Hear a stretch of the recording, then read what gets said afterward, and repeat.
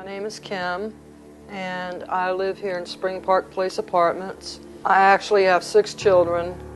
My name is Tyronda Griffin, and I live in Jacksonville, Florida, in the Spring Park area. My daily life is a struggle. I'm unemployed right now, so things are a little difficult. My daily life is I'm a student. I get up early, I go to school, and I come home late sometimes, and that's where the pulse comes in. Life is hard. Nothing comes easy for me. One of the things that I do, I go twice a week and sell my blood. Sell plasmas. They separate the plasma from the blood. And I do that twice a week. I apply for food stamps. I apply for assistance. I'm single. I'm a single mother raising my 3 boys. And it's very challenging, very difficult to raise 3 children on a very small income. Very small income. The neighborhood it's a little rough around here at times. You might hear guns going off, shooting, or hear about somebody being jumped. I'm aware that drugs are being sold around here and stuff, so it's not the best neighborhood. The neighborhood that I live in is it's a lot of teenagers that live here. And when we first moved here to this neighborhood, my son, he was 14 at the time. And when he went outside just to walk around the neighborhood, just to get to know his boundaries and know where he was and feel his way around the neighborhood, 3 guys jumped him. The police came out and suggested that my son fight back. And I didn't want that for my son. Given the choices that these children have, it's either the streets, which we all know what that leads to, drugs, possibly prison, jail time. I don't think it's a great place to raise a child. I wish there were more options. I mean, I'm thankful for the Pulse. That's an option where he is able to go to and not be subjected to things that are going on in the apartment complex. In this immediate area. I mean, he has an option where I know he's being taught Christ and around other Christians who have the same values that I do. Basically, we had no food. We had no food. And they went to the Pulse.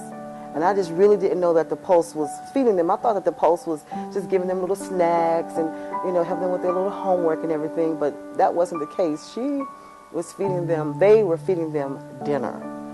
And I was just so impressed, and I just really had to cry because they didn't know that I didn't have any food in my refrigerator. They didn't know my case here. They didn't know my situation.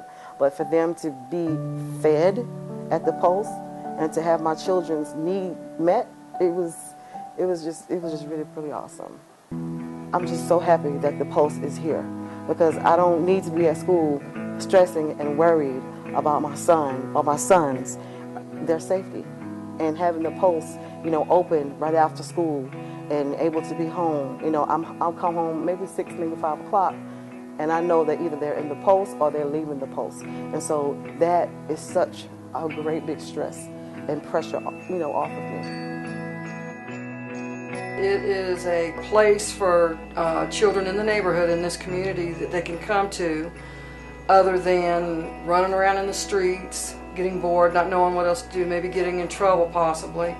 It's great for them to be able to come down here. They learn, they have Bible study, and they learn a lot from Pastor Ed and his wife.